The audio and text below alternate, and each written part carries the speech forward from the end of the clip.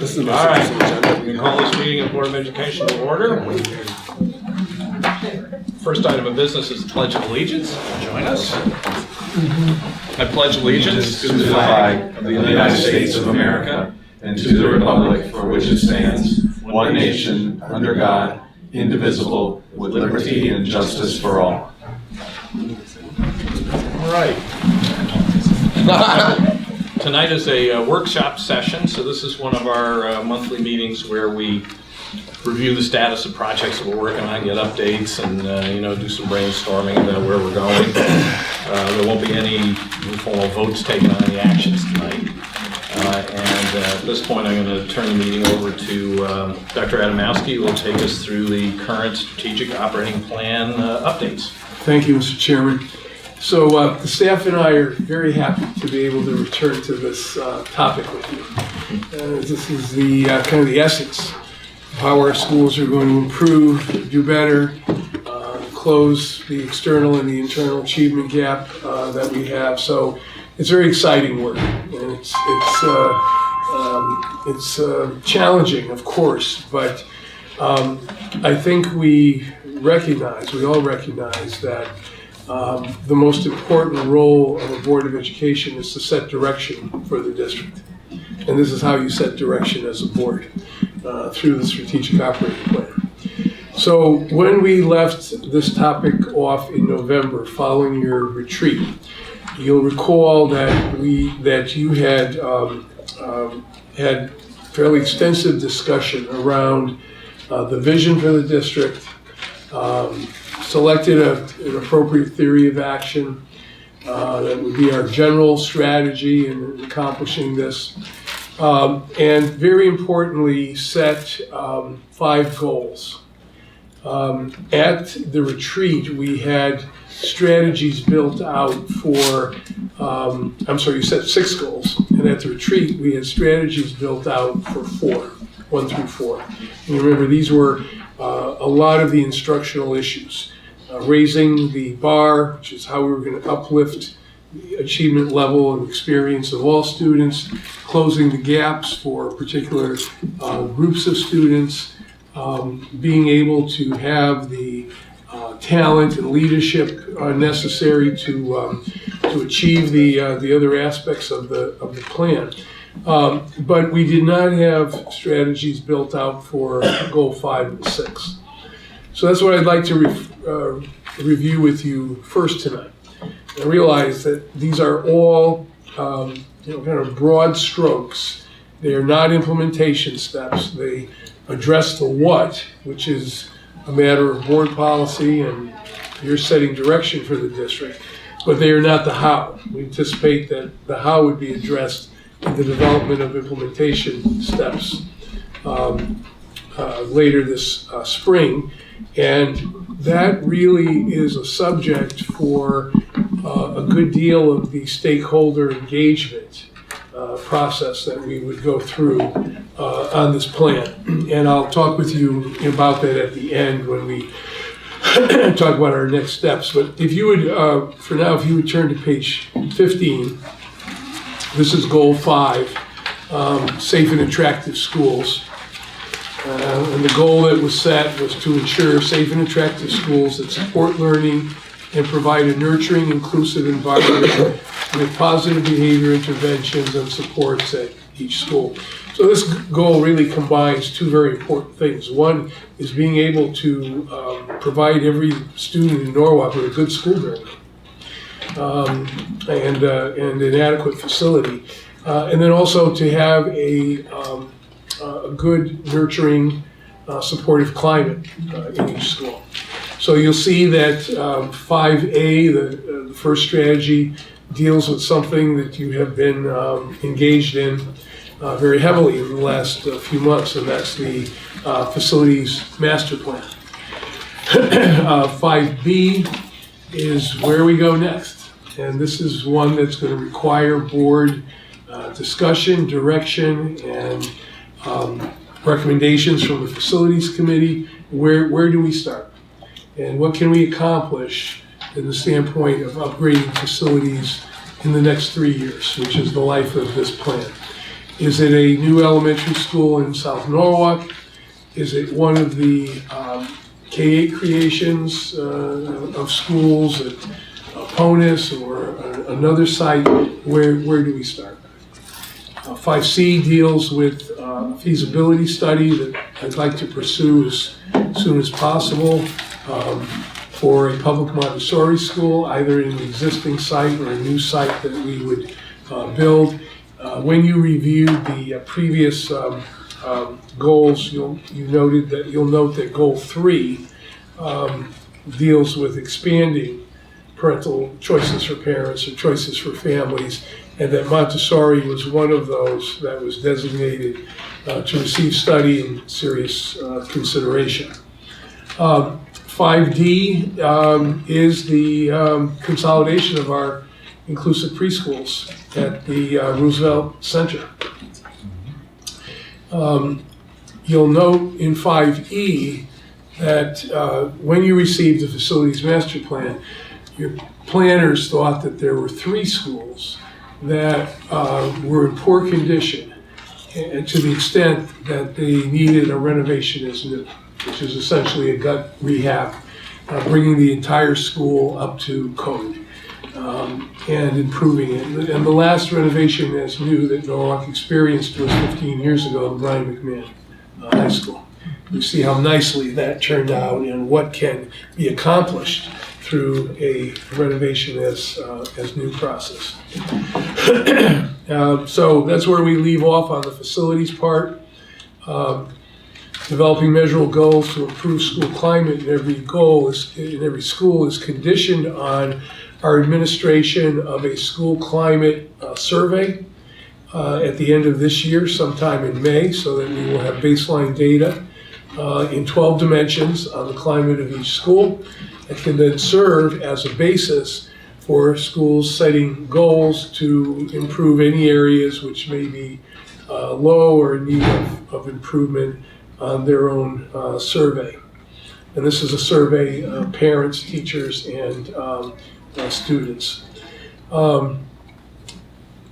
Student truancy and chronic absenteeism is something that requires systems and processes in order to monitor and address so that we can keep making incremental gains in lowering it.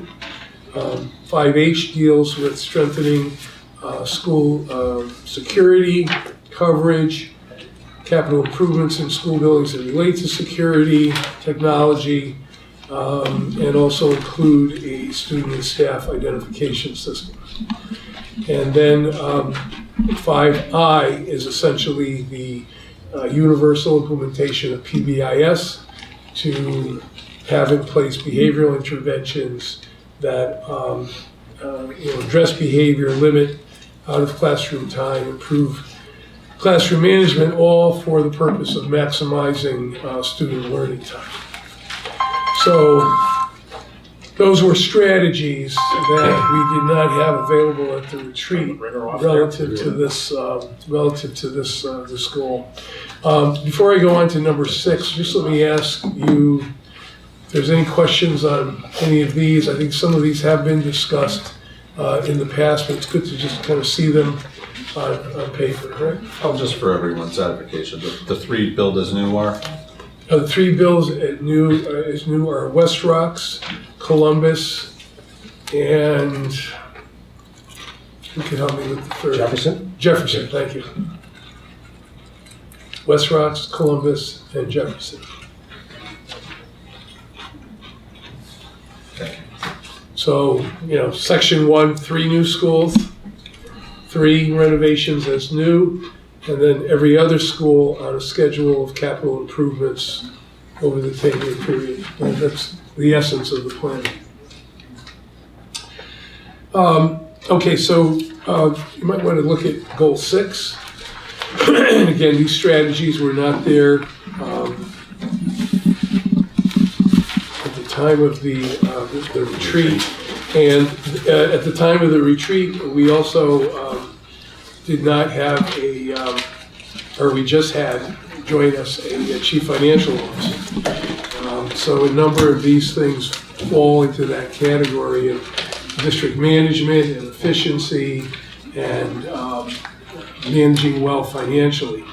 So the first one is very important, which is the development of a student-based budget to achieve equity and empower our schools and their governance councils, and to differentiate services and support based on student needs. We are going to be talking tonight about school intervention, which is the other side of the theory of action.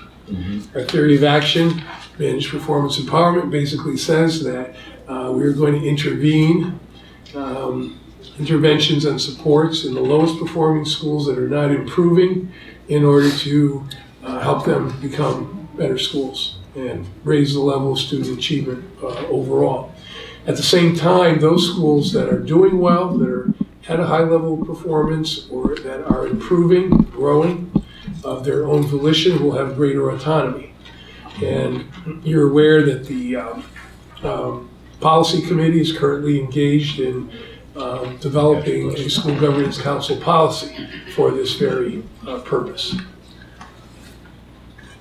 And we'll look at the other side of the coin tonight, later, which is, what does intervention mean? What does the district actually do? How are schools selected? And then what happens? How does the district go about helping a school, aggressively helping a school to improve? The 6C deals with a topic that you have been very well aware of as a need in our district for the last several months, and that is the position control module of Munis that enables the HR department, the talent office, to communicate with finance so that we can have control of positions. We know who's working in the district at any given time, what positions are authorized. Positions that are not authorized cannot go through position control. So in other words, you can't have some of the problems that we've experienced with the AIDS, for example, in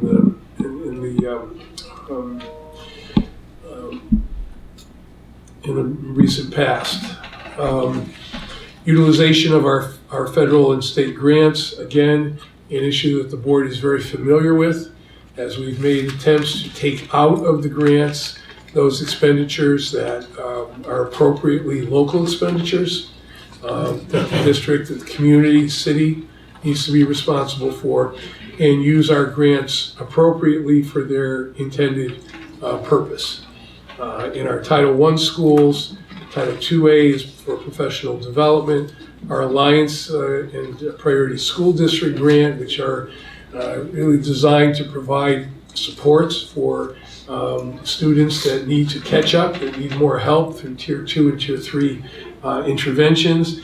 And these are all levers. They're the biggest levers we have when used appropriately to develop curriculum, differentiate instruction, provide interventions and supports, develop our staff, and provide students with more instructional time.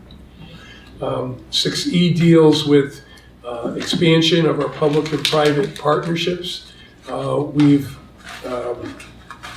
listed all the ones that we are currently engaged in with, or aspire to be engaged with through the work of Ralph Valenzizi.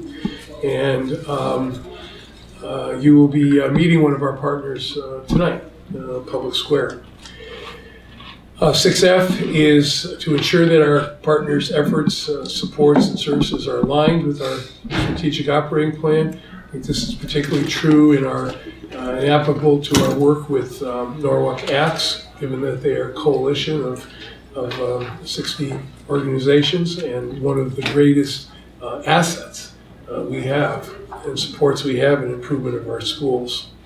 Integrated data system to increase coordination, provide analytics to monitor our student progress and appropriate interventions, and then refine and implement a communication system that would increase transparency to the community and provide feedback loops in the district. And this is essentially the process that we would set up to determine how well we are doing on the strategic operating plan, and creating a feedback loop so that this is not a stagnant document, but rather a living one where we can continue to make adjustments based upon the data as we go along. So those were the two areas, Goal 5 and Goal 6. It probably is a good time, before we go on to some of the other issues, to just reflect on all 6 and see if you have any questions or comments on any of the ones that you've dealt with previously or are looking at for the first time tonight. Any questions or comments from board members? Eric? On 6E, strengthen and expand public and private partnerships to fully implement the district vision and strategic operating plan. Is this something that is flexible and is going to continue to grow? I assume this isn't just a set list, because I know that there's some other organizations we've been starting to build relationships with. That's the intention, okay. that it will grow. I mean, ideally, if it doubled or tripled, it would be a wonderful thing. But, we're getting to the point now where Ralph is able to map all of this, and to map the involvement of each partner, what they are doing, make sure it's aligned with our strategic operating plan, make sure we know what to ask for. And what our areas our need are. So this is just not a funder who's interested in a particular issue who says, I want to do this in the school system. But rather we know what our priorities are and where we're seeking support of our partners. Ralph had mentioned that to me when I had met with Norwalk Acts and him earlier last week, and I really am excited to see that program and that real analysis of how we're bringing in money and where we're going to be getting it from. It's exciting to know that we have this in place, and kudos to Ralph for your work already. Well, we're getting it. And again, if you set this as a strategy, we'll accomplish it. Fantastic. Thank you. We'll also comment, it was very good news at the last meeting that the Dalio Foundation is reasserting their support for the schools. We know after some of the chaos that we had, they had pulled back, but I think they're developing we've restored their confidence, and they're coming back in. That's very good to see. Wonderful news. This is not a done deal yet, but it is an idea, and it's one that we're pursuing, and it conforms. As you know, math is our lowest area, and it's lowest overall in middle schools, and they have supported this really breakthrough program of math instruction called Teach to One in a number of districts in Connecticut and New York, and we hope to be the beneficiary of that support. Any other comments or questions? Yes. On 6C and 6G, the question or comment for 6C is, when do you think the talent or HR system might be in place? And what system would that be? Yeah, so we have the Munis financial management system, as does the city. Unlike the city, the district did not initially implement all of it. And so there are aspects of Munis that we have not implemented that the city has. One of those aspects is a module called position control. This is essentially how the talent office talks to the finance office. And the reason why it's called position control is that for you to pay someone in position control, you have to have an authorized position, and you have to have a budgeted amount for that, right? Now, we're not at that level of precision right now, right? These are kind of two separate operations, and you don't want them to be ships that are passing in the night. This requires very close coordination and alignment. So if you were to set this as a strategy, we would set in the implementation steps for next year, we would set a goal of implementing position control in the 16-17 school year. Okay. And then the second comment or question is based on 6G.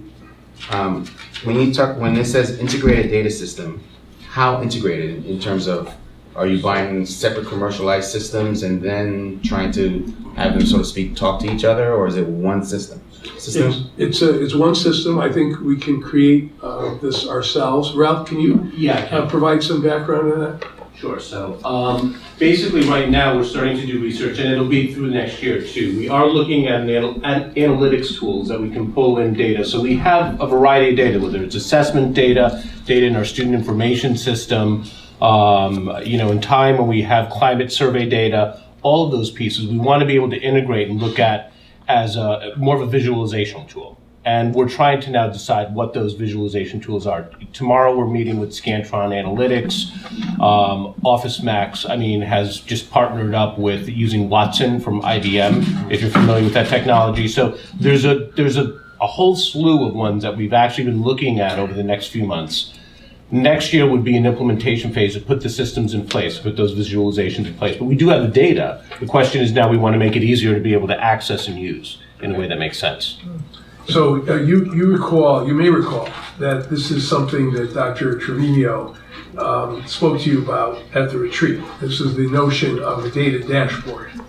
So this kind of integrated system leads to a data dashboard where you can go online, any parent, teacher, board member, any member of the public can go online and see our most important measures that are updated, some of them daily, some of them weekly, some of them by month, some of them by year. But all our important measures are presented in a data dashboard, and everybody knows at any given time exactly how the school district is doing in its most important areas. Yep, right. While we're diving in here, 6H, where we, I know Munis has a CRM application they sell as well. Have we identified any kind of solution for that point? Not at the moment, although that needs to be looked at. So, your comment is well taken, because we're looking for ideas here as to how to pursue this. But this also dealt with how do we communicate the strategic operating plan, and how do we make it transparent? How do, again, people know how the district is doing, when we need to change something, when we need to make an adjustment, what are the indicators or the red lights for that? How do you take something that, is this comprehensive and be able to communicate it to various groups of the public, and how does a parent, a citizen know we're getting better? It's the performance scorecard approach. Yes, Right. you could say that. Thanks. Okay. Any questions? Okay. All right, thank you. So, moving on from this basic working draft, we have a number of issues that require our consciousness now and some planning if we are to be in a position to be able to start to implement certain strategies in the next school year. And I'd like to review some of those with you, starting with the intervention issue that we touched on a few minutes ago. So our theory of action calls for giving greater autonomy to the majority of our schools, which are doing well and improving, and intervening in the lowest performing schools. And you saw data earlier in the year that suggested that you could pretty much influence more than 50% of the lowest performing students in our school system by influencing about 4 schools. Mm-hmm. And so this is a very important topic, and even though it affects only a few schools, it affects those schools that have the largest number of children who need the most support. So I'm going to ask Frank Costanzo and Patty Foley and our guest, Dr. Diane Robinson, to come up if they would. We've got a couple of issues we just want you to be aware of. I guess the thing we would want you to be aware of most of all is that we'd like to to take a try at this for the next school year, at least start getting some initial experience with it. And so what does intervention look like? How would you identify the schools? What would you do once they're identified?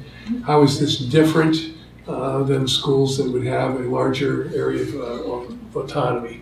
So I just want to introduce Dr. Robinson, who's the president of Public Square. Public Square is a nonprofit organization that works closely with our State Department and other urban districts in the identification of schools that need improvement. And she also happens to be a Norwalk resident. So we're very happy to have you here tonight in that position as well. So Frank. Thank you, Dr. Adamowski. Good evening, board. Thank you, Diane, for being here tonight. We're excited that you're joining the team. The work of school intervention is complicated and difficult work. We're a system of 19 schools, and we have several lower performing schools when you look at state assessment data. Our office, Pat Foley, and also working with Diane Falardo, looked at the best way to look at a set of data that would help to inform us on the selection of schools that would be considered worthy candidates for a serious intervention in subsequent school years.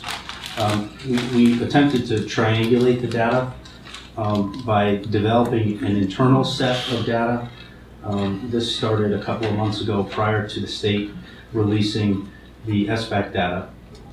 We combined that data with the state accountability data, the next generation accountability data.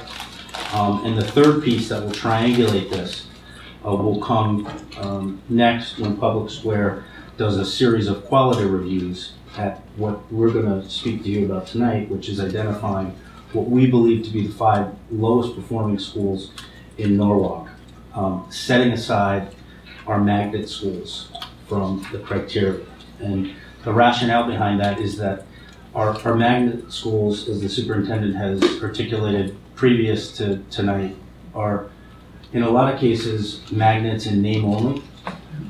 And the work that we will be doing through operations in the curriculum office in the spring and in future years will be to really build a robust theme-based program at these magnet schools. And so given the fact that in a sense the central office will be taking a different approach with magnets just by the mere fact that we want to build a theme-based program that's robust and attracts a lot of families from across the city. We think that attention is substantial and deserves to be noted. We don't want to put all of our eggs in just a couple of baskets. So by eliminating the magnets from the process of selecting the initial 5 intervention school candidates, we recognize that they will still get plenty of service and support through the central office, which has already begun but will continue through the spring. So if you look at the booklet that's up at the table, and you flip past the intervention school introduction, you'll see the candidates for intervention. At the elementary level, we have Kendall Elementary School, Merrimack, and Tracy, and 2 middle school candidates, Ponus and West Rocks. If you flip that page, Patty and I will talk you through a bit of the data that we looked at in coming up with this initial set of 5 schools. Someone missing a packet? Yeah, do you have an extra one? We do. Yep. There you go. So the idea is that we would select 3 elementary schools and 2 middle schools that are in this bottom tier, if you will, in terms of performance. And by selecting 5, Public Square in the next several weeks will go in, and Diane will speak more to this, will conduct audits or school quality reviews at each of these schools and turnaround reports to the superintendent in about a month or so. And that will help to inform and complete the triangulation of the data so that the superintendent can make a decision about which 3 schools actually go into intervention next year. It wouldn't be 5, it would be 3.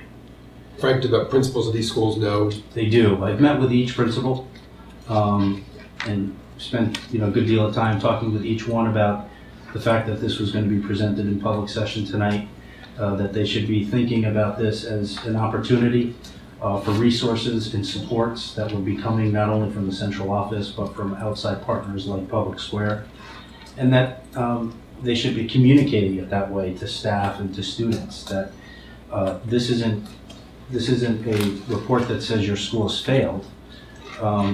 This is stating that there are areas of considerable need at your school. And if we continue to do only the same things that we've done in the past, we can't expect to see any improvement come out of that Ralph, practice. can I ask you a question? So we would, out of the 5 schools, we'd have an audit within a month, right? And then we'd pick the 3 lowest performing We out of the could 5? pick Is that 2, or we could pick 3. Still between 2 and 3? Yeah, so we're hoping for at least one elementary school, the lowest, Right. the lowest middle school. And depending on how close 2 low-performing elementary schools might be, it might be that we have 2 elementaries and 1 middle. So if you take a look at the 2 data spreadsheets, Diane Filardo has been terrific in sort of forecasting what the possibility would be in the state release that came out in March. And so my understanding, and it's complicated, is that essentially she looked at the percentage of kids that were scoring at 3 and 4 level proficiency on the previous SBAC. She weighted those as you can see, and she did that for all students, and she did that for high need students. She also took a look at our CMT science scores. This is a 3-year mean scale score, and then followed by percent of students that are not chronically absent. So our idea here was, let's try and beat the state at getting a sense of how the state would rank our elementary schools and middle schools. And we came quite close. You can see that there are some magnet schools that are ranked lower. That might be a surprise. We think that the program enhancements that we're making now and over the next couple of years will serve us well at those schools. And so the focus shifted to schools within Norwalk that are non-magnet. And you can see here how Kendall, Merrimack, and Tracy would be strong arguments for intervention candidates. The form below, that's the state of Connecticut's accountability data. And it's very similar in terms of how the schools ultimately were tiered or ranked. My understanding is that this data formulation is much more sophisticated and looks at individual students and student scale scores and the growth or decline in those scale scores in future years, which is different from the way the district looked at the data set. Nevertheless, when you look at the 12 elementary schools at the state accountability data form, you'll see Kendall ranked as 12. If you were looking at the accountability index, percentage of points earned in that first column, Columbus was an 11, Merrimack a 10, and then there was a tie between Jefferson and Tracy. When you look at the middle school accountability index and the percentage of points earned, you can see West Rocks is the lowest of the 4 middle schools, followed closely by Ponus Bridge, Nathan Hale 2, and Groton the 1. Patty, do you want to add anything on any of the data that we've crunched? I just want to make sure everyone realizes that with the state data, we used just the academic data because they do use other indicators now. So for these purposes, that's what you see here. But each school did get an individual report which shows their, their participation rate in phys ed and their chronic absentee number, et cetera. So you can get other points in other ways. There's more points in the middle and high schools. There's more indicators. So that's another piece, but we use the academic, the 1A to 1F, which are all the academic indicators.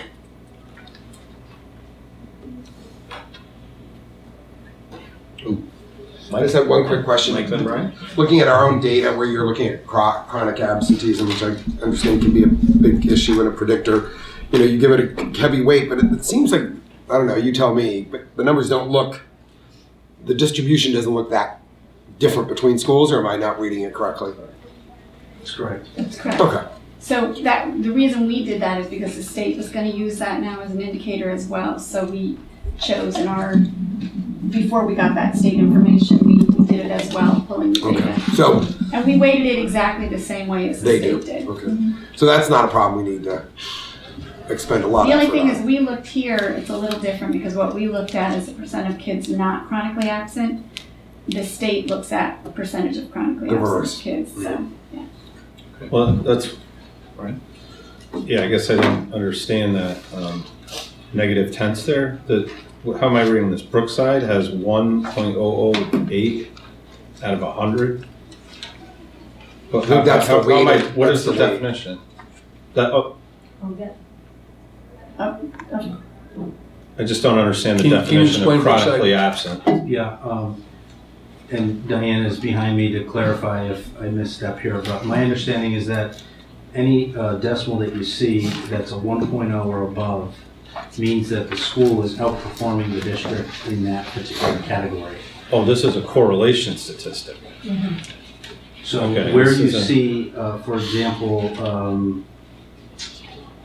Kendall in the absenteeism category at 0.984 or Silvermine at 0.969, my understanding is that that school's attendance is not as strong as the district average. And that holds true for the other columns on this page. So if you look at Smarter Balanced, ELA, all index, schools that are at a 1.0 or above are outperforming the district. So compared against the district, they are doing better. But more granularly, is a chronically absent, is that what, like 5 days, 10 days? Chronically, the quarter? definition is 10% of the days as of how many days gone to school. So if there's been 80 days and you're out 8 days, that can go into that category. Thanks. If you flip the page, you'll see the school intervention timeline. As we stated earlier, this work around beginning to identify potential intervention schools began in earnest in February with our own internal measures and conversations with Public Square in terms of how they seek to, one, understand whether this is a school that truly is deserving of an intervention or a turnaround, and then two, what are the next steps? How do you formulate a theory of action and work with a team of teachers and administrators to build capacity and transform the current work that's happening at that school. In March and through the early part of April, Public Square will go in and we'll do these school quality reviews at each of these schools. Diane's going to talk momentarily about what that looks like. And then Dr. Adamowski will designate 3, potentially 2 or 3 of these schools among the 5 as intervention schools for next year. And then the work begins in this spring.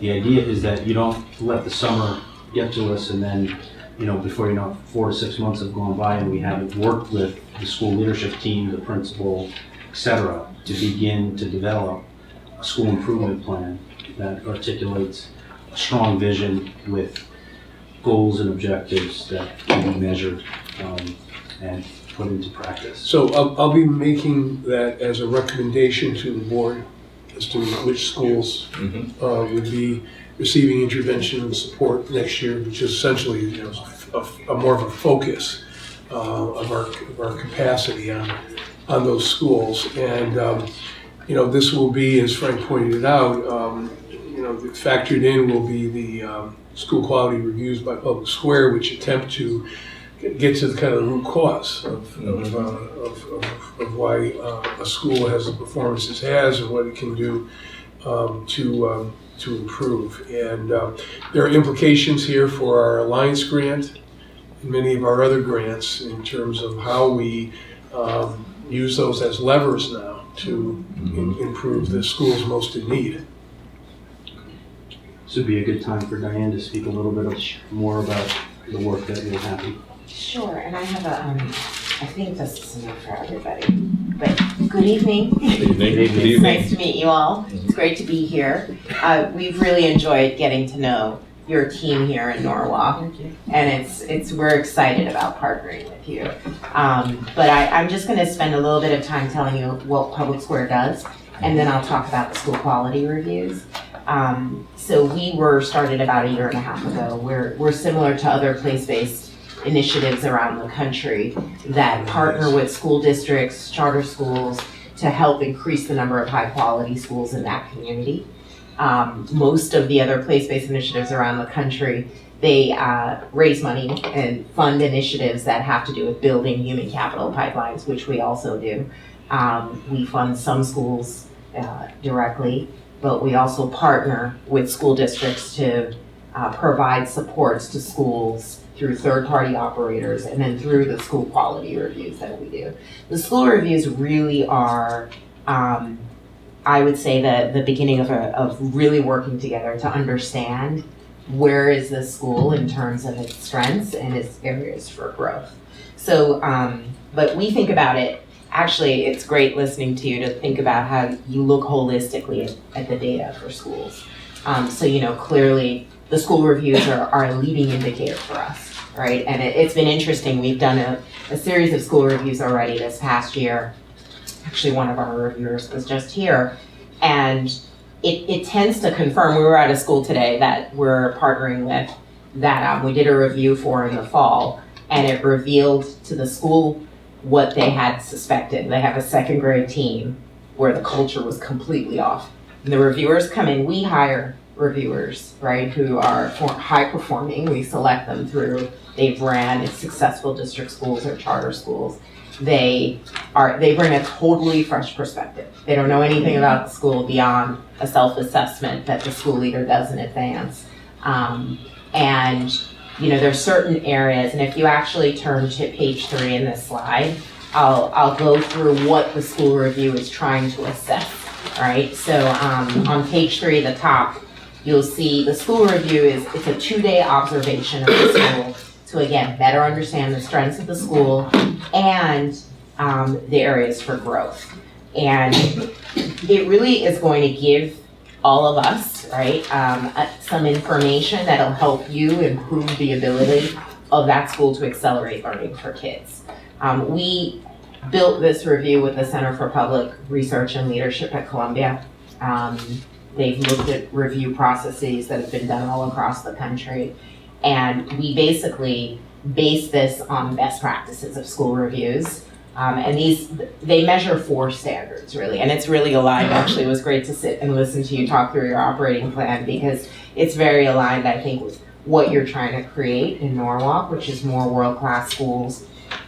The first area that it's assessing is student-centered learning, right? So, and it goes back to what you just said, Frank. Like, is this a school where the school leader has a vision for creating a world-class school that's, we believe, and all the research is showing, we need to move towards student-centered learning. So moving away from, teacher-directed instruction towards student-driven and students owning their own learning. Is there a clear theory of action in place? And does everyone understand that theory of action beyond the principal, right? So we've done some reviews where we actually, as a part of our ongoing support, we have some tools that we've built with Columbia where we help school leaders create their theory of action.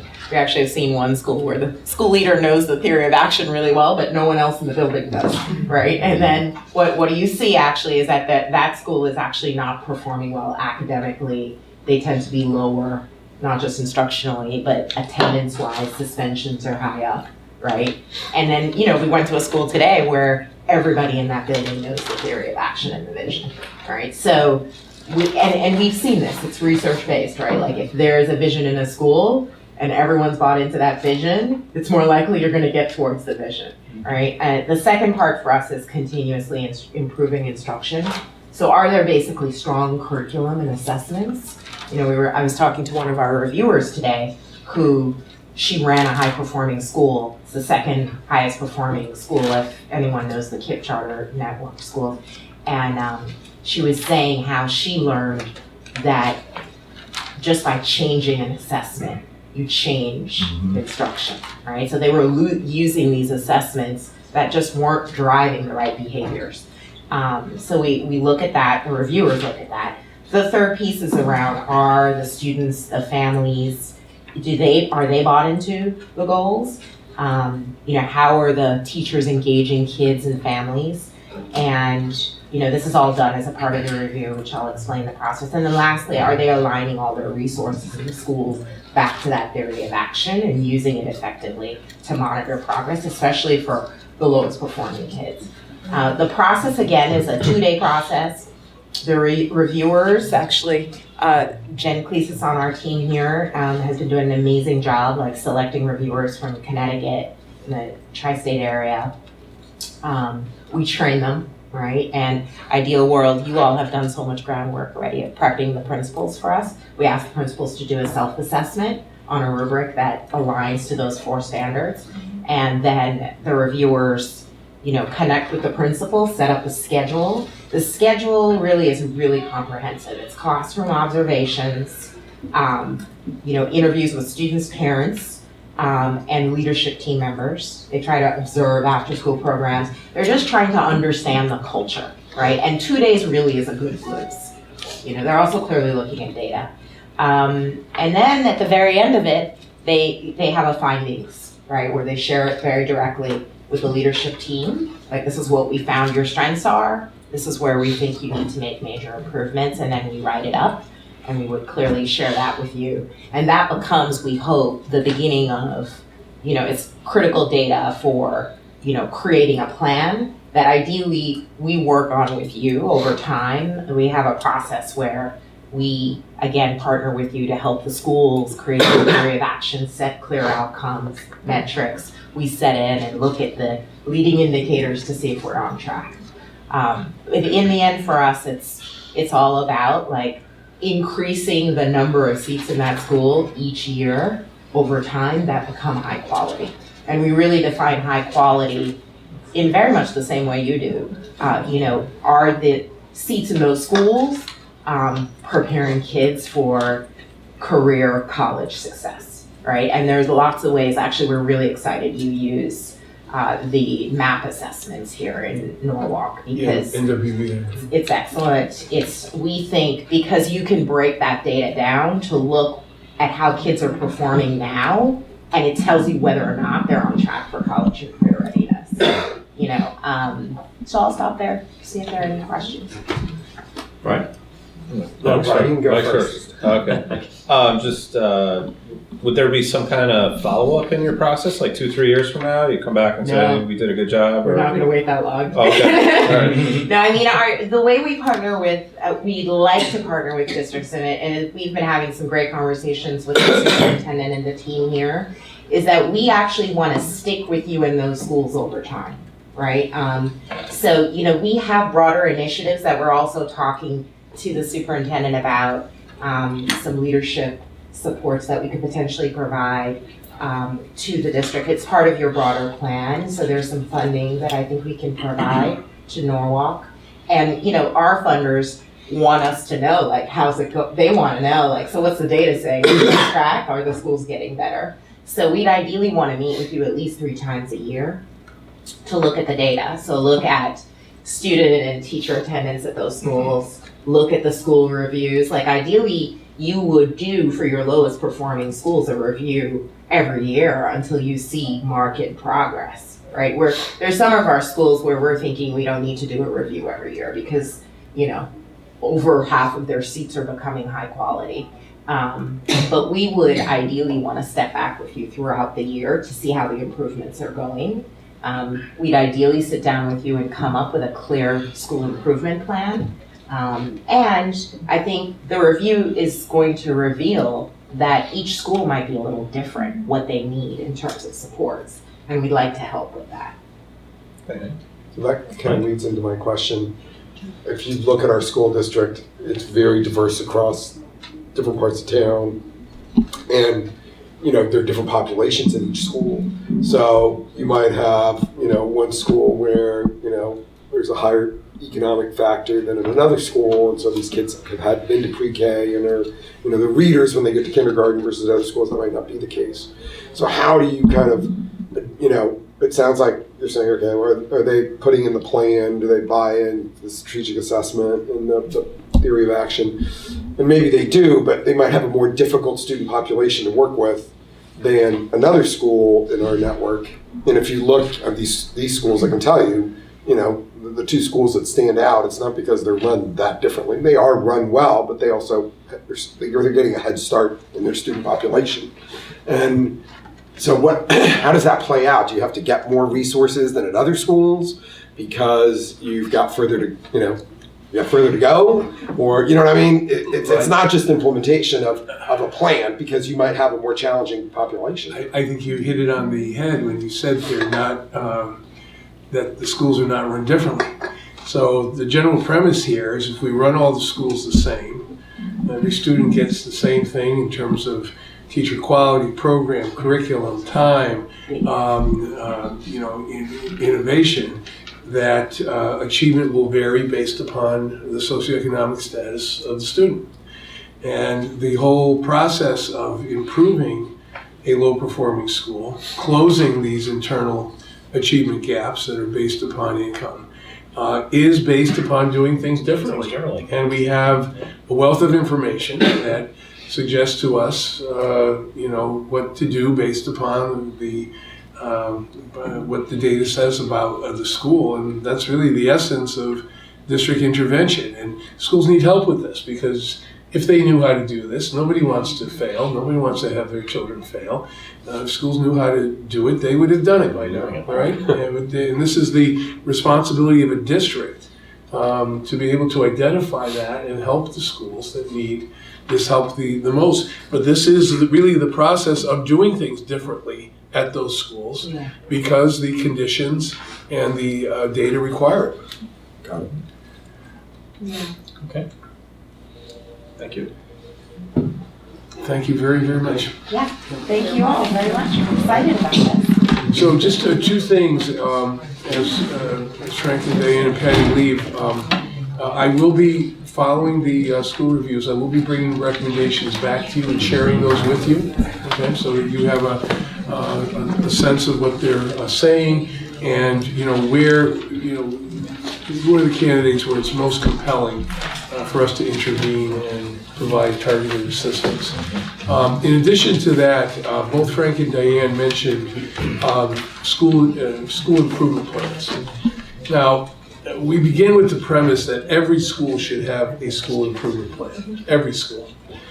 There should be an annual look where the school takes a look at its data, develops goals, sets goals for improvement. This is fairly standard. This is not something that has been done in Norwalk for the last number of years, however. I understand that it was done some time ago, has not been done recently. So this will be our entree into that process. And it will be the schools that are in intervention next year that will have the opportunity to develop school improvement plans. But we hope that through that experience, that will become a model for all schools to follow in the future, at least over the 3-year period of the strategic operating plan. If we could get to the point where all schools have an improvement plan at the end of that, this will be a process that will, you know, help inform improvement in all schools. Okay. All right, so our next two items, B and C, deal with intra-district magnet schools and academies. And, you know, I guess I would put these two things in the category of saying, you know, what do we know now that we didn't know when the strategic operating plan, when the work on it was initiated. So you have heard the criticism of our intra-district magnet schools being magnets in name only, and they're not very robust, and they don't really have all the program components, and they're not doing all the things that would be done in that model in other schools in the country. And I think all that is absolutely true, but the learning from going to, or at least taking baby steps toward a student-based budgeting system this year, is to realize that they cannot do this at their current level of funding. So our magnet schools get the same amount of money as all of our other schools. And that per student allocation in the student-based budget really provides the minimum at each level. And so you have your classroom teachers, you have a handful of specialists, you have a little bit of money for other things, but it is really a bare minimum that one needs to run a school. Every one of these magnet programs require program costs, whether it's a dual language program or the Bank Street model at Columbus, or a STEM magnet.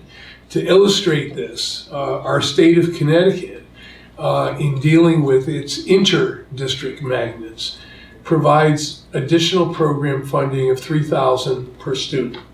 So for example, the students at the Global Academy at Brian McMahon, they get an additional $3,000 per student, which enables that program to provide a robust, or that magnet program to provide a robust program. And it benefits not only the Norwalk students, but it attracts students from other school districts that attend. We have to find a way to cover program costs at our intra-district magnets if we are going to have intra-district magnets in something than name only. And you know, our budget currently this year is so tight that, you know, this is past history. We cannot go back into it at this point. But for next year, for the next school year, we need to set as a goal the provision of $1,000 per student. Not the $3,000 that the state magnets get, but at least $1,000 per student for program costs at our intra-district magnets. We want to have any hope of having a robust program that can be a true program and implement whatever the model is with fidelity. You know, Columbus is a good example of this. Columbus at one time did implement well the Bank Street model. Its budget was cut year after year. And so there are no longer the two adults in every classroom. They don't use the Bank Street readers. And there's a whole bunch of other things that are part of the Bank Street model that they're not able to do. I bring this to you for your awareness, because I think we now know that we cannot simply talk about making our intra-district magnets more robust. We have to give them some program funding, and you know, that will enable them to implement the model with fidelity the way it is supposed to be implemented. And so I would look ahead next year to providing that at Silvermine and at Columbus. And then when we have a home for the STEM magnet, doing it there. And if we have a Montessori magnet in the future, doing it there. So this would be a process that we might accomplish over the next 3 or 4 years. But with our two important intra-district magnets, Silvermine and Columbus, next year. I would just ask you to enable me to set that as a budget goal and a priority and something we try to accomplish for the 17-18 school year. So ballpark $1 million next year. Right? 1,000 students, $1,000. Close to that. Okay. Thanks. Dr. Abassi, Yeah. just move my microphone over, sorry. I mean, I know all too well about the Columbus Bank Street program. 3 of my children graduated from Columbus. And I think the time has come, especially for next year, to put that $1,000 in.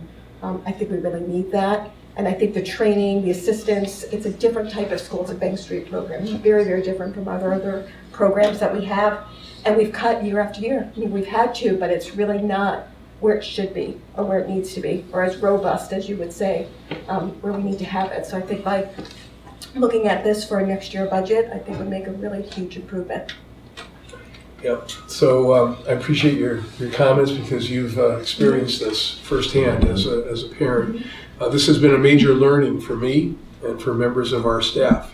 And I don't think we can blame our schools for not doing something that they do not have anywhere near the resources to accomplish. But we can do something about it.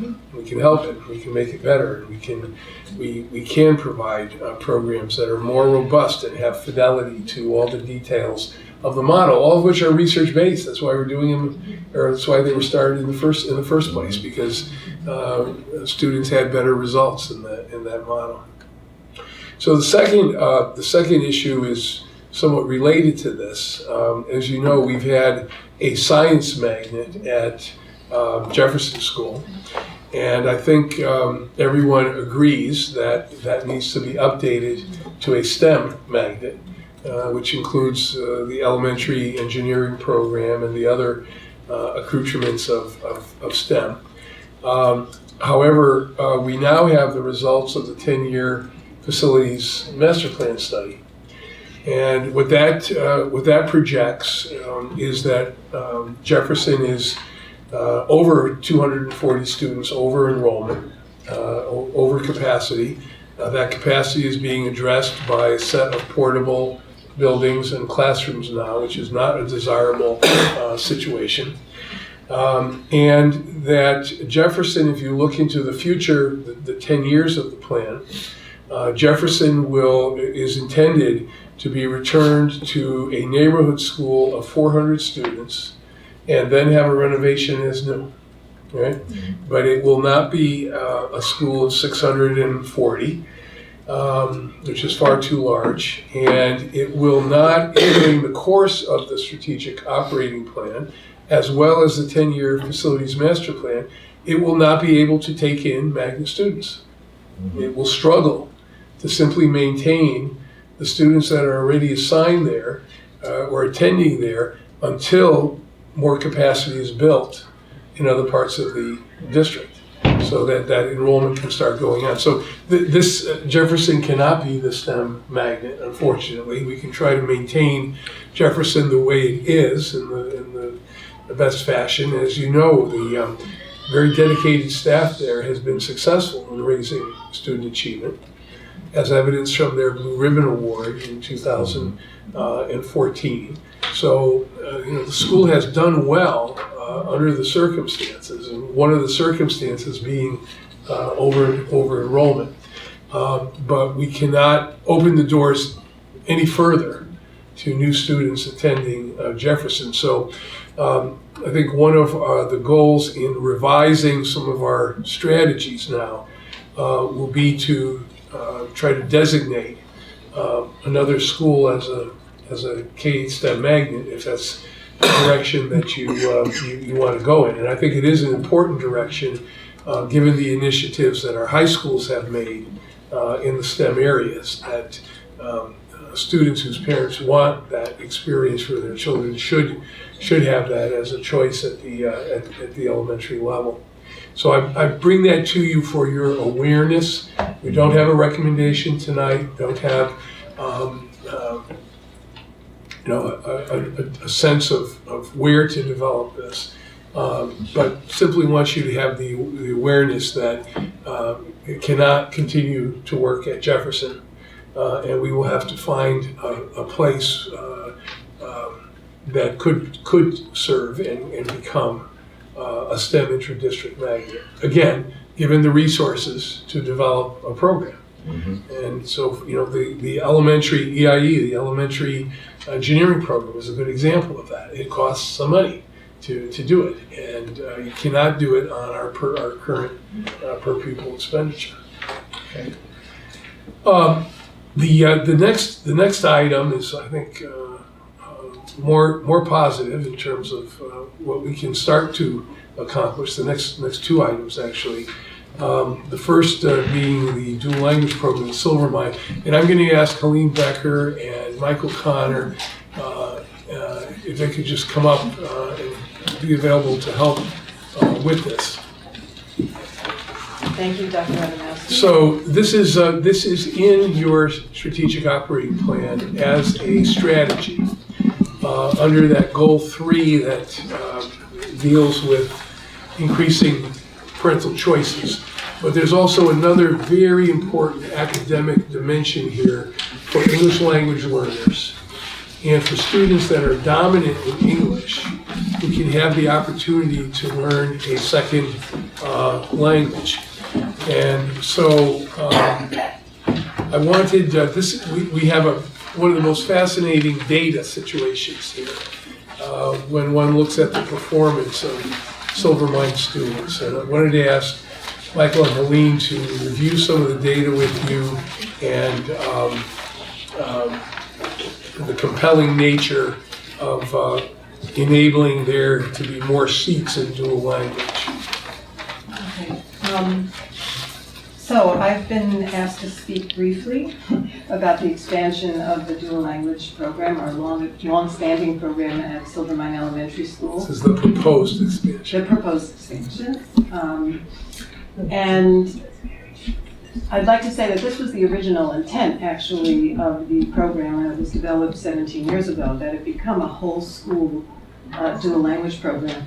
And now we have the chance with a supportive superintendent, it's taken us 17 years, but we have the chance now, to increase the opportunities for participation in dual language by opening these seats up to make it a whole school program.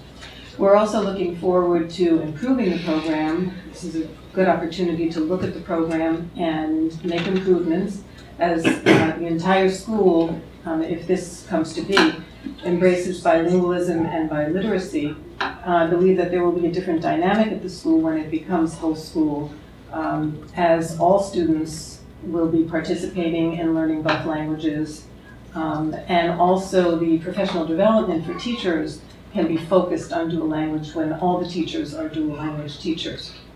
I'd like to say a few words about the advantages of dual language based on 30 years of research in the United States and Canada.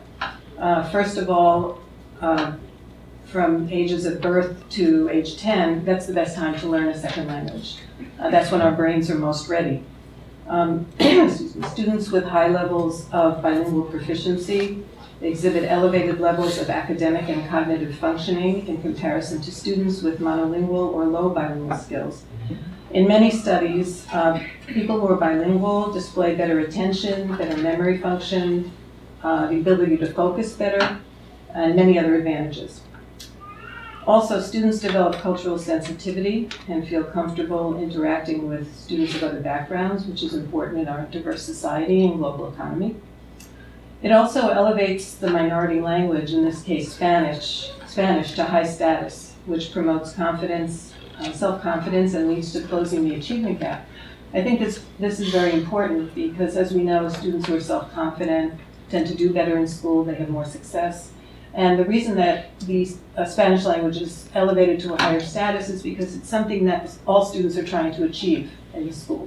They're aiming for that, to become fluent in Spanish and English. So English and Spanish become on the same status, and that really helps the Spanish speakers feel that their language is important, and it gives them self-confidence. And I think that's part of the success of dual language. It opens up future job opportunities. In many fields, bilingualism is an advantage. And then as far as the data is concerned, students of both groups, the English speakers and the Spanish speakers, score as well or better than their peers in English-only instruction on standardized tests of math and English language arts. And this is national data. And if we look at the data at Silvermine, the mano a mano students scored the same or better, and in most cases better, on the 2015 SBAC exam in grades 3, 4, 5 in math, and grades 3 and 4 in language arts than their monolingual peers at Silvermine. So I think that's very important and interesting data. So as we move forward with this plan, we hope to make Silvermine a national model. We are partnering with the Center for Applied Linguistics in Washington, D.C., and they are really the experts on dual language, and we're going to have an ongoing professional relationship. They're going to be doing professional development for the Silvermine teachers. And we're also partnering with Fairfield University. They're offering our Silvermine teachers courses in bilingual education and TESOL. They have a grant, and they're hoping to get another grant next year. And they've invited our teachers to participate. So a lot of good things happening. Very interesting. So, Mike? No, well, that's you. no, just a very compelling situation. We have a growing population of English language learners. This is the most effective model in terms of national research in Connecticut, and our own data, which supports that. We have a important obligation to have as many students be able to experience this approach as possible and as their parents want. The reason this is in front of you tonight is because accomplishing this in our strategic operating plan is a very long haul. If we were to be successful in kindergarten next year, right, which is why this is in front of you now, because we have to do some planning. Between kindergarten and going to grade 5, it would take a full 6 years, okay, twice the life of the strategic operating plan, in order to implement this, right? So we feel it's a very compelling situation that we get started. We got to do something. We've got to get started at the most basic level, which is kindergarten. So, we would like to be in a position to be able to. Right now, there is a pair. These classes are paired, English and Spanish. There is a pair in kindergarten, and then the other 2 classes are regular. Right? We'd like to have 2 pairs next year. We would give preference to the parents that live in the Silvermine area, most of whom enroll in the dual language program now. But we would no longer have the option, starting in kindergarten next year, of the regular. We would give preference to the Silvermine parents, and then for those Silvermine parents that did not want the program, we would give them preference to either Tracy or Cranberry, based upon the geography of where they live. There's a portion of the Silvermine district closer to Cranberry, and there's another portion, smaller portion, closer to Tracy. And so in order to get started, we would need to get started in kindergarten. This is also a school that will require additional program funding, because as we get down the line with this, as Helene has researched in other reports that she's given us, we're going to need a coach. We need different supports for staff than currently exist. And one of the great things that has occurred in terms of partnership is that for the teachers that are on the Spanish side of the pairing, in addition to their elementary certification, they need bilingual certification. And then on the English side, while it's not required, it is preferred that you also have TESOL certification. Helene has been able to work out a partnership with Fairfield University that would provide any of our existing staff that wish to pursue this and stay at the school with the certification without charge that would actually occur through Fairfield University. So we've got, great partners, a lot of enthusiasm around this, compelling data, and it seems like this is one of the things we should definitely do, but don't expect it to come to fruition for 6 years, but we'd like to get started. And it'll be full school at that point, right? Right? Yeah, just curious about curricula. Is anything different? Do you have to have less gym or music to catch up with 2 languages, or? Well, no, the way it works is that the students learn their subjects through the language. It's not that they need the time to, this is the Spanish time, this is the English time to learn the language. They're actually learning science, social studies, math through English part of the time and through Spanish part of the time. So they're still learning the regular subjects. It's just the language that they're learning it through that changes. So you have exactly the same specials. Usually, So one day it's football, the next day it's soccer, but you're playing the same thing.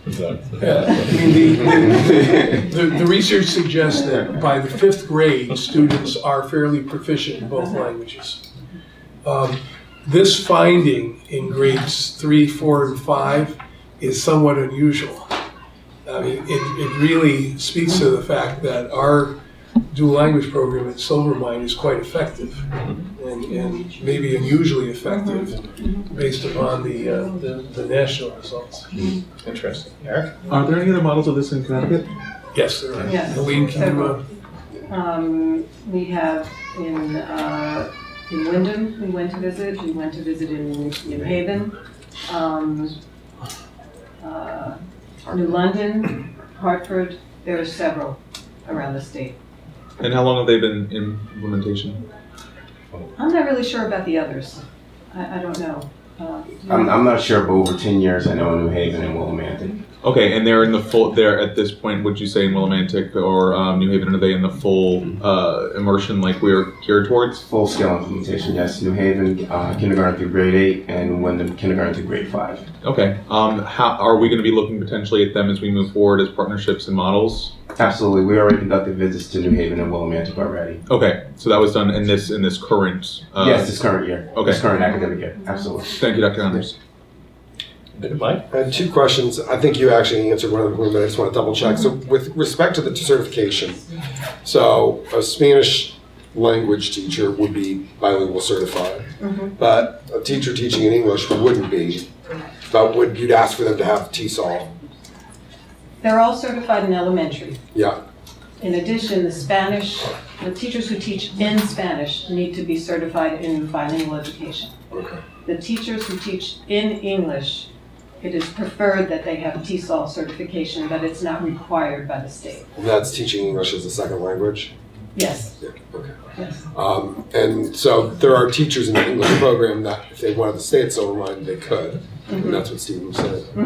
Okay. Right. And then are there any provisions, or I think you kind of pointed at this, Stephen, but didn't really discuss in detail, what would happen once these kids finish 5th grade?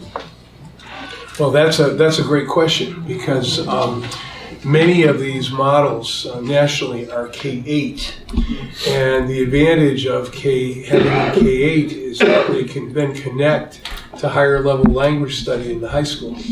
So students that have been in a dual language school, generally they would be eligible for Spanish 4, AP Spanish, Spanish 5. They might take a related language. I mean, these are students that are very well positioned to do well in languages in high school. So 6 years from now, you may be sitting here with a proposal to expand into grade 6, 7th, and 8th grade. We actually do have a continuation of the program at West Rocks. However, it's pretty minimal. It's not the ideal situation.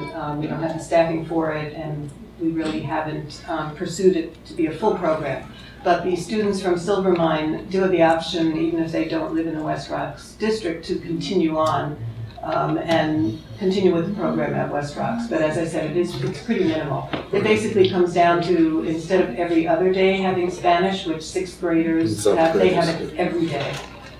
That's a very general description of it. Okay. But that's pretty much what it is. Eric? Well, and just to piggyback on that, I was a West Rock student some years ago, so I do know the model that was taking place, and I think that this full immersion for it to really continue and move forward in a positive direction, especially moving into the high school model like was described by Dr. Adamowski nationally.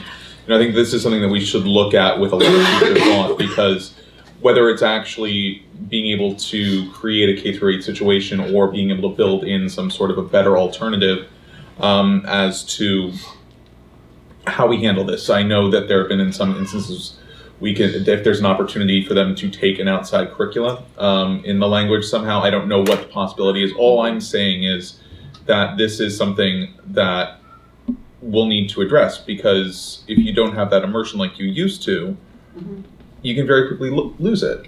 I've worked in situations where I do use another language more frequently, and if I go to another location where I'm working, I know I don't have it right on the tip of my tongue anymore. So definitely look forward to working on this as the years progress, whether I'm on the board or not. Heidi? Yes, thank you. This is a great program, and I'm really thrilled that we're going to continue with this and then expand it. And you had mentioned, 30 years of research, but birth to 10, especially the 5-year mark, as far as when the children are in kindergarten, they're like sponges. I mean, you hear that expression all the time, but it's true. They really absorb another language. So we continue that from K through 5th. My big concern, which you had just mentioned, is when they go into middle school. They become proficient in a dual language, and then you don't want it forgotten by the time they get into middle school and then into our high school. So you don't want that forgotten. They have that information for 5 years. They know how to speak another language, which would be Spanish, vice versa, but you want to continue that. And I think it's important during our middle school years that these children have access to that. So hopefully, like Dr. Adamowski said, taking it a step at a time, but it would be great if we can really immerse our middle schools into this program, or at least part of this program. Are we looking at, what if we have teachers, Dr. Adamowski, you might have mentioned this earlier and I might have missed it, from our other schools that are really interested in being part of this program? They want to be dual certified in Spanish, let's say, for example. I'm sure you'll probably have some type of interest from some of our teachers that might want to explore that. I think we need to encourage that, because Yes. this is, if you look at this statewide and nationally, it's a significant area of shortage. So this Fairfield University program, we should make that available to any teacher in the district who wishes to take that and thinks that they might have a desire in the future to work at Silvermine. Right, well, the grant is full now. They can't take any more people, but they're working on a new one for the fall. So I'm hoping that they get it at Fairfield, and then we'll advertise and we'll hopefully get some more teachers. Because I'm sure many teachers would want to take part in this. Great, thank you so much. I think it's a great program, especially starting in kindergarten and then moving up, and then hopefully at some point working with our middle schools to incorporate what they're learning in elementary school. Thank you. Okay, thank you. Thank you. All right, thank you very much. Okay, so with your blessing, we're going to proceed on that. And then let's cycle back to Columbus. Dr. Adamowski? Yes. Mike, I'm gonna head out. Yeah, I know. I'll see you guys soon. I apologize for the early leaving.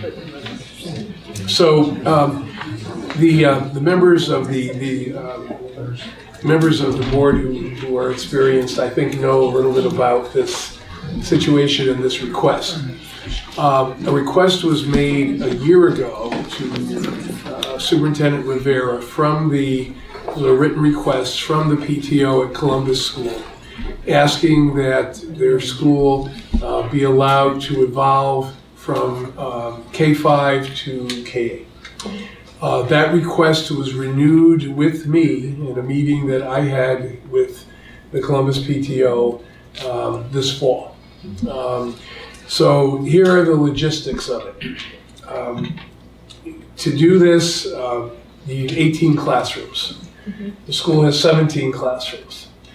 So we would need either a portable in the back of the school, or probably a better alternative, rehabilitate what once was a classroom in the basement of the school.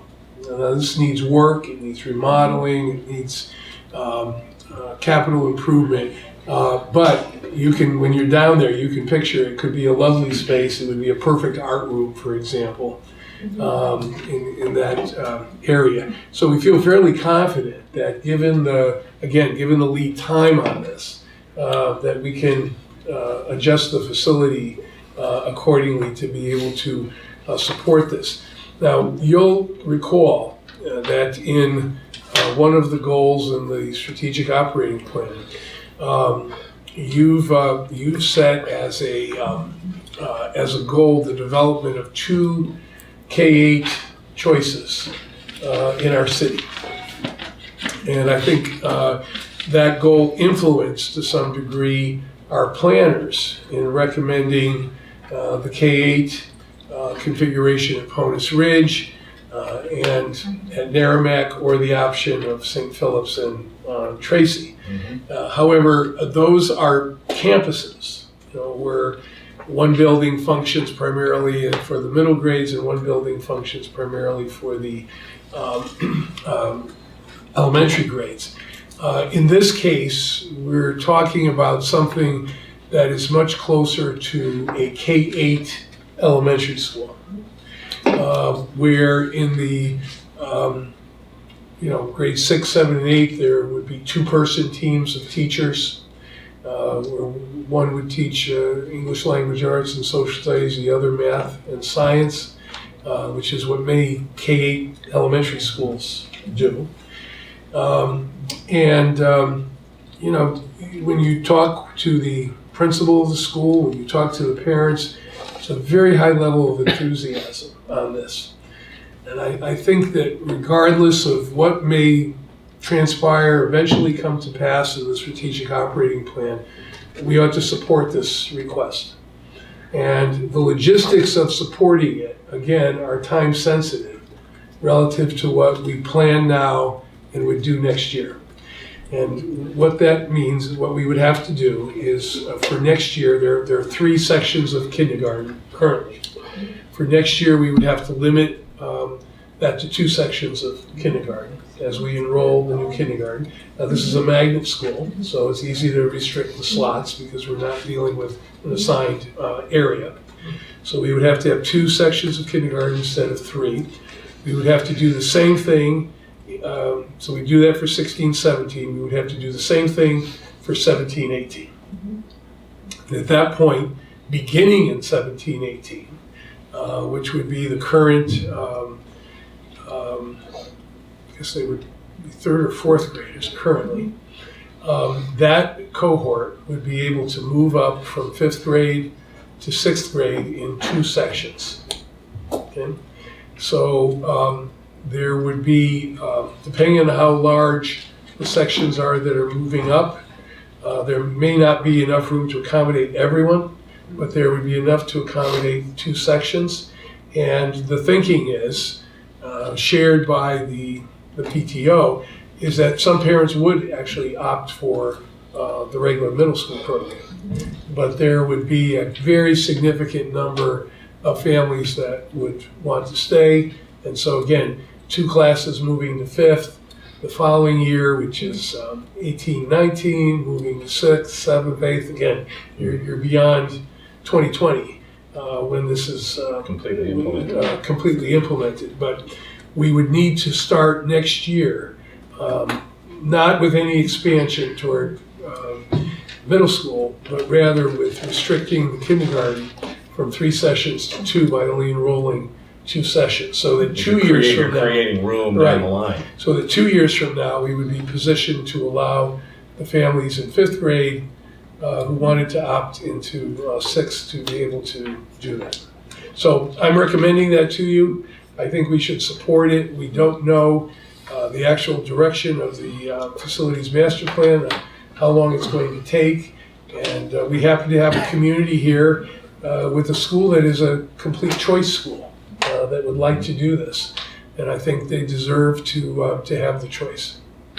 Is there any ballpark guesstimates on how much the rehab would cost? No, I think it's something we could do within our normal operation. capital repairs budget. Some capital. Yeah. Okay.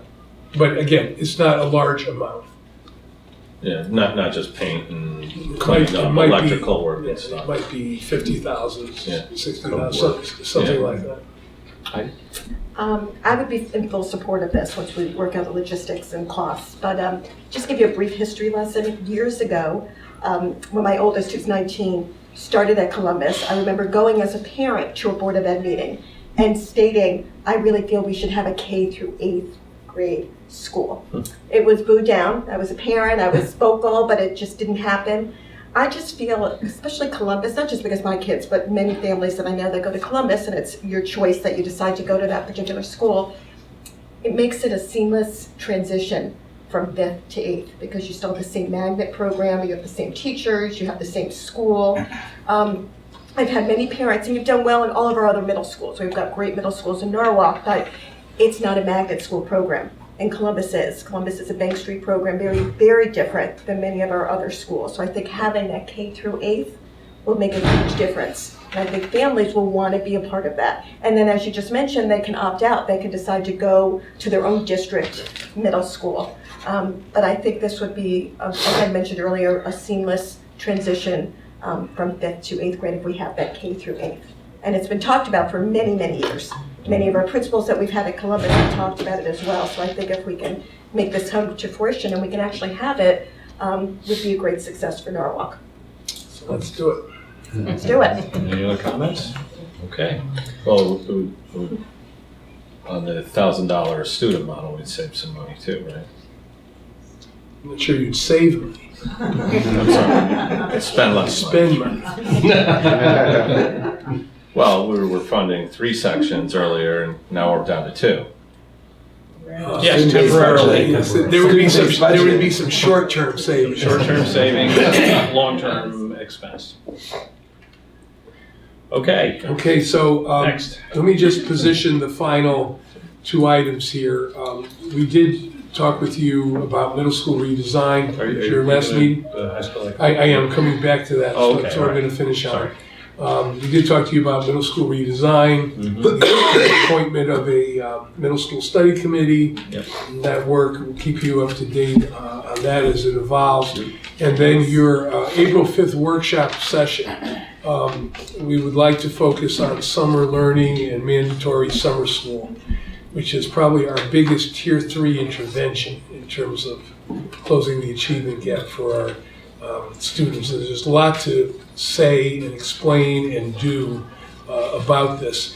We want to have some consultation with the NFT on this issue before the workshop session, and then talk to you about some details of this. And Norwalk Acts is also very interested, very much involved in this topic. So let me just conclude on the high school academies, because again, this represents some new information that we didn't have when you began your deliberations on the strategic operating plan. So you'll recall the discussion at your retreat around the wording of our vision statement and the inclusion of college and career readiness. Most board members felt very strongly about that. Right, that career readiness had to be part of it. That career readiness had to be part of this, that we needed to be providing some career opportunities at each high school. And the model for this was the P-TECH program of NECA at Norwalk High School. NECA being a STEM program in the P-TECH model, has a business partner with IBM, has a college partner with Norwalk Community College, and again, this is an issue of career readiness, where you get a 2-year college degree and you can enter the career, or you can go into 4-year studies and so on. And in the plan, we determined that we should support the development of a P-TECH at Brian McMahon in the form of the Health Services Academy. Same model, same P-TECH model. In this case, we would look to the hospital to be the business partner, the community college again, the college partner, and Brian McMahon has run this program as an after-school program to this point. And again, lots of enthusiasm and commitment toward making it a full-time program, beginning with next year's 9th graders, and following the NECA model. Okay, so that would give us, over the course of the next several years, a P-TECH or Career Readiness Academy at each high school. Now, there was further discussion in the strategic operating plan of what about another academy at each high school? And there has been discussion around an arts academy at Norwalk High School. And there have been other discussions around other possibilities at Brian McMahon and Norwalk High School. So, one of the intervening variables now is our state accountability plan. I'm going to be explaining this to you at your business meeting next week as part of my superintendent's report, because the results are finally, the embargo on the results have finally been lifted, and I can say something to you about this. And I'll go over our projected results in the state accountability plan with you. But this is a very different accountability plan than our state has had in the past. It's based primarily on the growth of high-needs students versus other students in the district, closing that internal gap. And then there are accountability measures around other important aspects of school. And one of them is the arts. And in the state accountability plan, the expectation in terms of the gold standard is to have at least 70% of students in each high school enrolled in an arts program. And so under those circumstances, you'll see when you see our results, we do very well, right? We're not at the very top yet, but we are far better than most districts in the state, given the strengths of our arts program at both high schools. So we have about 400 students at Norwalk High School enrolled in some arts program.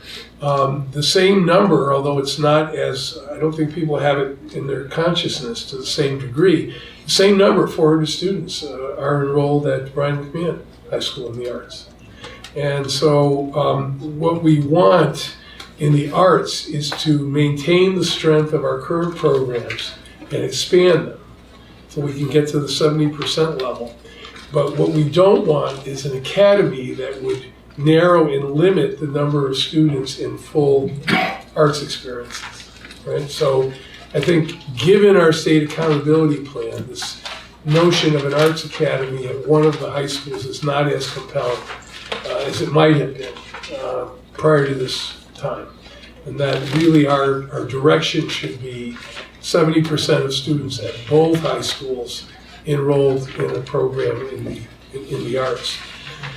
So having said that, we do have a possibility, a potential to take advantage and build upon another strength of Norwalk High School, and that is in the media arts. As you know, the school has a very lively newspaper, has a TV program, TV station, and so on. And we've got great faculty there that have really built this, in terms of their expertise and appealing to student interest in these areas. And the interest is very, very strong. You're all familiar with Connecticut Public Television. They're based on Asylum Street in Hartford, but they do plan to open a facility in Norwalk in the future. They're looking for sites now.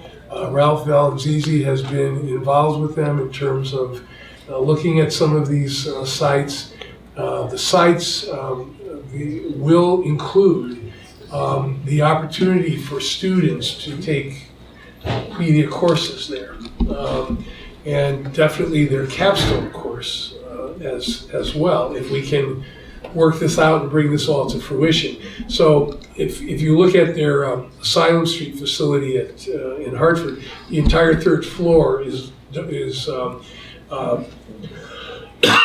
dedicated to the Hartford Public Schools New Media Academy. And that's where the students take their pathway classes, and that's where they take their capstone. In fact, seniors spend their full year there.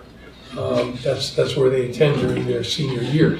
I don't think we're anticipating anything like that, but we could anticipate in a partnership with CPTV is that students could take some of their media classes, particularly the production classes. Excuse me. Yeah, this is good that I'm on the last. Yeah, running out of My steam. voice Yeah. is out of steam. But they could take some of their production classes there. They could have a relationship with CPTV staff, definitely the capstone. Our teachers would work with them to provide the academic guidance and the further development of this program. And it could serve, in this case, as an academy that students could elect based upon the offering of the pathway courses and the capstone. Dr. Adamowski. Heidi, and then Adele. This would be for, once it's set, if it is set, incoming freshmen now, correct? Starting out in their freshman year? I don't know. Ralph, I don't know if you have enough of a sense of this. This is very speculative at the moment. I know that. Right? So they're looking for space. Yeah. Some of this is going to be determined by the space. Some of it is going to be determined by our staff and the development of the program and what the courses would be and what could you do there given production facilities that would complement what is being done now in terms of journalism and TV. I'm sure you get a huge amount of families that would be interested, but I know from some of our other programs like NECA, we started freshman year, right? Yes. That would be the same, I assume, or maybe not. So, okay, for a second. Just real quickly to answer a couple questions on it, and a little bit of the history behind this too as well. So just so you know, in the past week or so, Kyle Seberg, Patty O'Connor, Mr. Roberts, we've all gone up to actually visit the school up in Hartford. So they can start asking those questions and working with the staff there on exactly what the articulation will look like. Jerry Franklin, the president and CEO of CPTV, is actually looking at space currently in Norwalk, and it'll be an innovation center. Actually, it'll be programs that will go on in there. Everything from basically a for-profit production company that will sustain all the nonprofit work that goes on. A portion of it will be given to the public schools, so broadcast studio that will be able to be used for capstone experience when kids get a little bit older, as well as I believe radio as well is what we're looking at. There'll be a news bureau from CPTV. They'll be looking at an innovation center so that startup companies will be able to come in and actually have a space in there as well. And they're going to be looking to work with, I think with veterans as well, to be able to build programs so that they can actually go into news and broadcast production. So that's kind of the overall scope of the innovation center that will be built, but a portion of it will be for the schools. And the articulation of the courses, they're looking at the program right now in Hartford at the new media school and figuring out exactly what steps are. But next year will be a planning year to actually get this into place. So we have no details of this whatsoever. Okay. This is an idea, it's an aspiration. We think it would lead to enhanced opportunities for students, and we would like to pursue it on that basis and explore it. As opposed to the Arts Academy at Norwalk High School. I just wanted to share a thought. This is a good segue back to the STEM magnet school. I wanted to reserve my thoughts on the STEM magnet school because we're not too sure where we are with the facilities. So my thought on the STEM magnet school is to actually move beyond STEM and do STEAM and embed arts. But if we do that, the preference in terms of my thought on this would be a K-8 STEAM magnet program. That would be fantastic. And if we were able to do that and establish this CPTV partnership, it'll be a seamless transition from the K-8 to the high school, and would be known throughout the state for something that's very innovative. Not only innovative, but integrated, in the sense that we're embedding the arts, not only in terms of science, technology, engineering, and mathematics, but in multimedia, because the future is really technology. So I just want to also put that out there in terms of forward thinking for what we're trying to do. That is forward thinking, and with the board's permission, I'd like to go back to the strategies in that area and see if we can adjust them around the creation of STEAM as opposed to STEM. And of course, your notion that this would be a K-8 school is consistent with other aspects of the strategic plan and the facilities plan. So with your permission, I'll go back and I'll try to tweak that strategy wherever it is. I think it's under goal 3. Okay. All right, Mike. I just want to follow up on that for a second. So as chair of the facilities committee, I've been trying to have a dialogue with all the members of the committee. And I think that definitely is one of the things we've been thinking amongst ourselves is that, as much as we want to choose buildings and where things can happen and where we can add seats, it is connected to programming, and that it's a little hard to do it in a vacuum. And so we should really start looking at it. And I know we're supposed to be making a recommendation to the board. We want to, I think, general consensus is we want to kind of tweak what we've been handed. And part of that would also including, how the programming would overlay the buildings. That's a topic for another day. Like at this point, I just want to plant that seed. All right. I think that does it. So finally, just leave you with next steps. We need to establish a process for vetting a draft of the strategic operating plan, which will be enhanced further by this discussion tonight, with our stakeholder groups, members of the public, other stakeholder groups representing our employees and partners and so on. And we'd like to come back with you to that, with that next. I don't know if it'll be at your next meeting, but probably shortly after that, with some kind of plan and schedule for stakeholder comment, involvement, and so on. And then the final step would be development of implementation steps for 16-17, several of which you've informed tonight, right? But we do need to have a list of these. This is why I have this for 3 weeks, because I keep sitting next to sick people.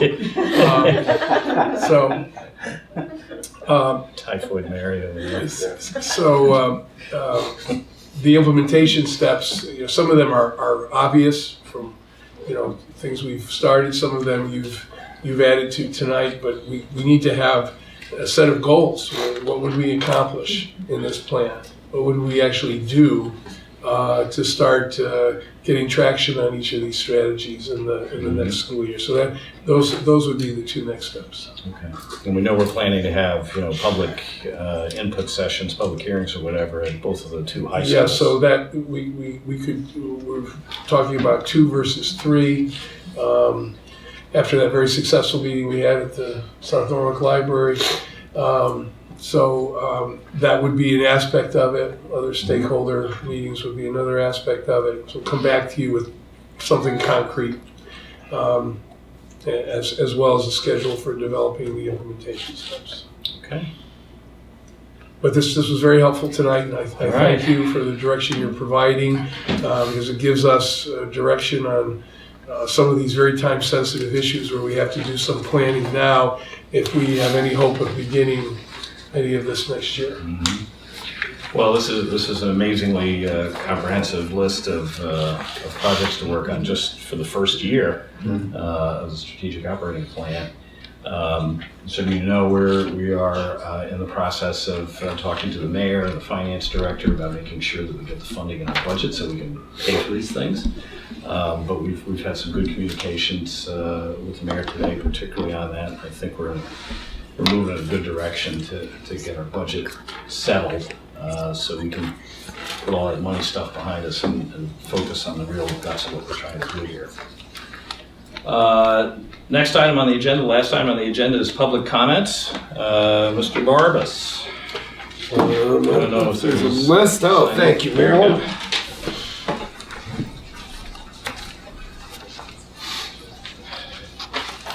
We have one public speaker,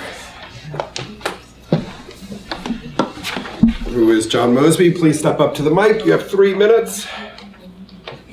And introduce yourself and your address, please. Good evening tonight, board. My name is John Mosby.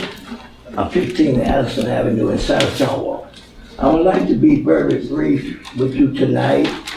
A few things that I would like to bring to the attention of the board. I think I spoke at the last meeting we had on the workshop, that I feel that with the board allowing the public to go last, most of the people are leaving, and a lot of them was at the last meeting they left. And I felt that at least they should have the public to be able to speak, before they have to wait till almost 10:30 at night or whatever it might be. I think that's unfair to the public. Number two, I want to say that I'm still fighting for bread. I'm fighting at the state level. I'm not going to give up on it. I feel that bridge have been mistreated for years for repair to that school. You all have been eating on it. I did meet with the state, and they all got it up there. I'm not going to give up. I think those special ed kids have been left out in the school system while all the other schools have been getting all the money. I'm still going to stand on that. I think it's injustice what you all doing. You all won't sit up there to fix that school up. I met with Dr. Allen up there, and she showed me how all the water was coming into play. And they scared to death because if they say something, it seems like you all get rid of a lot of these people who speak up. That's wrong. And I don't care what nobody says, somebody have to stand alone. Somebody have to stand for what's right. You board members don't want to hear what we have to say. In our community, y'all leave us out of everything. And that's wrong. And I told the state about it. And I'm gonna keep on preaching. It's wrong way you all do it. You partnership with all these other people, but you won't say nothing to us in the community. In our community, we don't have nothing. Either don't say nothing to us. And we elected you all. And I think it's wrong. And I'm gonna keep on fighting because I feel we are taxpayers in the community. We should have the same treatment that everybody is getting. You give all these other groups, you meet to have the superintendent meet with them, but he can't meet 1 minute with us. And here are our concerns. We have a right, we're human beings, we're taxpayers, we're grandparents. We have a right to say something about our school system. And you seem like we've been shut out and seem like you look like you get mad with us. Some of you board members come and won't speak to me. But I don't care. That's unprofessional. At least you can say hi, Mr. Moses. But when you stand up, you try to bring them down. But it don't bother me. I stand alone, and I look up down at that man up above, and I'm gonna do it. Thank you very much. Thank you, Mr. Mosby. That concludes public comments. All right, there being no business remaining before the board, Chair would entertain a motion to adjourn. Heidi moves, Sherelle seconds, all in favor? Meeting is adjourned.